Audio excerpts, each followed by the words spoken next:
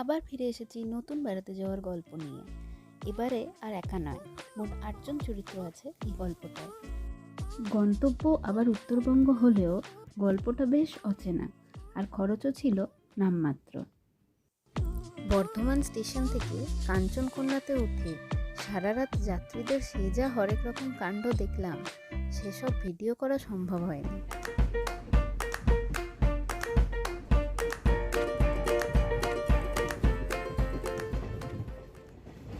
A few moments later.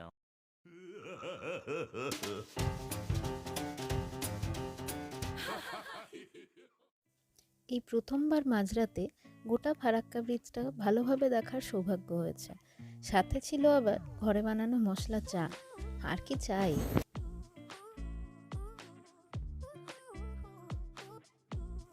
সঠিক সময়ের 5-10 minute দেরিতে শিলিগুড়ি পৌঁছে চা খেয়ে উঠে পড়া দার্জিলিংগামী গাড়িতে।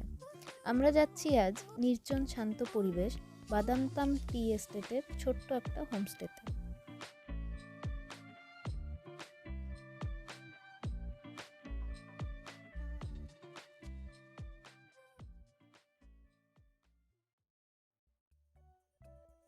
কার্শিয়াংয়ে জলখাবারের বিরতিতে এনার সাথে পরিচয়।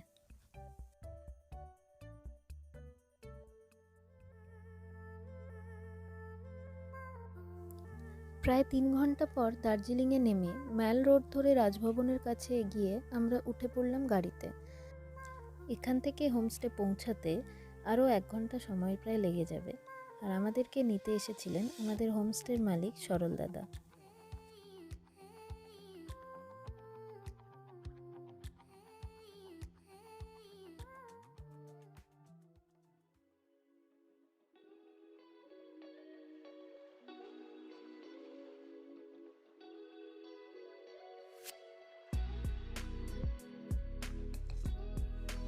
দার্জিলিং শহরের হইচই ব্যস্ততাকে পিছনে ফেলে আমরা এখন নির্জন চা বাগানে মোড়া ঢেউ খেলানো পাহাড়ি রাস্তায়।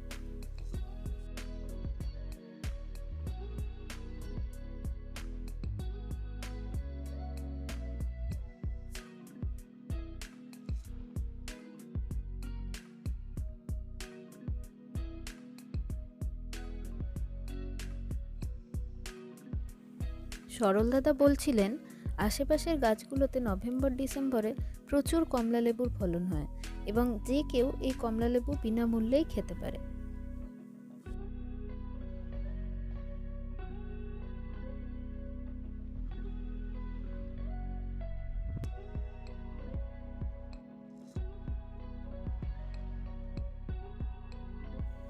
পৌঁছে গেছি আমরা আমাদের ইভিয়ানা হোমস্টে। এখন বাজে দুপুর 2:30। দুপুরের খাবার পরিবেশনের তোড়জোড় চলছে।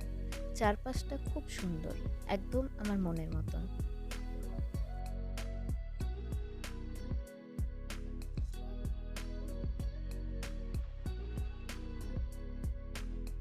দুপুরের মেনু স্যালাড, ডাল, ভাত, পাঁপড় ভাজা, ফুলকপির তরকারি, নিরামিষ খেলে মাশরুম আর আমিষ খেলে চিকেন কষা।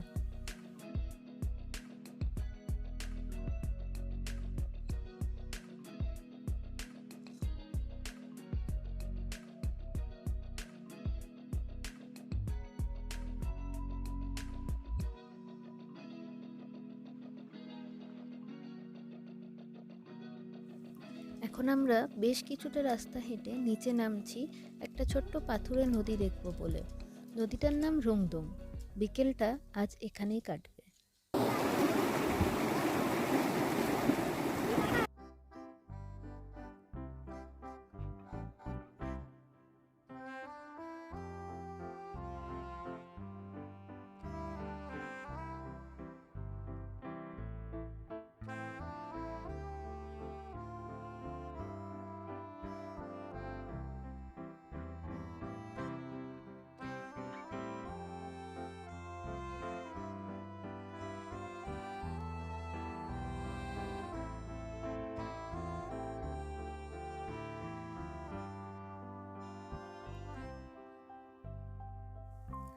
আমরা যখন ফিরে এলাম তখন পাহাড়ের কোলে একটু একটু করে সন্ধে নেমে আসছে। পাখিদের কাকলি কমে আশেপাশের জঙ্গল যেন আরও বেশি করে গভীর হয়ে উঠছে। আর শুধু আকাশে নয়, ওই দূরে পাহাড়ের গায়েও অজস্র তারা যেন মিটিমিটি ফুটে উঠছে।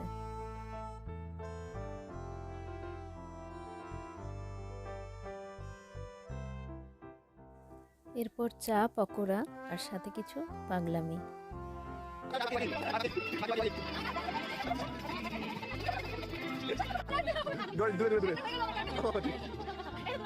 না একটা হলো একটা ঠিক আছে দুটো না না না না দুটো দুটো হয়েছে দুটো হয়েছে